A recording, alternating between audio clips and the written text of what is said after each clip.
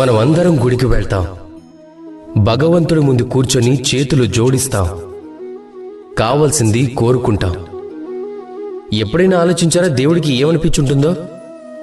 నా భక్తులు నా దగ్గరకు వచ్చేది కోరికలు నెరవేర్చుకోవడానికి కానీ నన్ను కలవడానికి కాదు అని.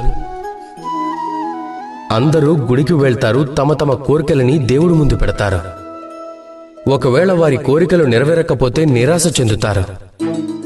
కనుక ఇకపై ఎప్పుడు గుడికి వెళ్ళినా మీరు భగవంతుడి ముందు కూర్చోండి, నమస్కరించండి, ధన్యవాదాలు చెప్పండి.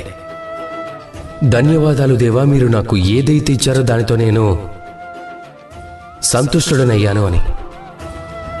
నాకు మీ మార్గదర్శనం చాలు. నేను చేస్తున్న కర్మల ద్వారా నాకు లభించే కర్మఫలంలోనే నేను కోరుకున్నవన్నీ లభించేలా చేయండి అని కోరుకోండి. ఒకవేళ కోరుకోవటానికి మాత్రమే గుడికి వెళ్తే మీరు ఆ దేవుడు ముందు ఎంతో చిన్నవారైపోతారు. అలా కాకుండా మీ పనిని మీరు చేసి దైవానికి కృతజ్ఞతలు చెప్పడానికి వెళ్తే మీరు నిజమైన దైవాన్ని చూడగలుగుతారు.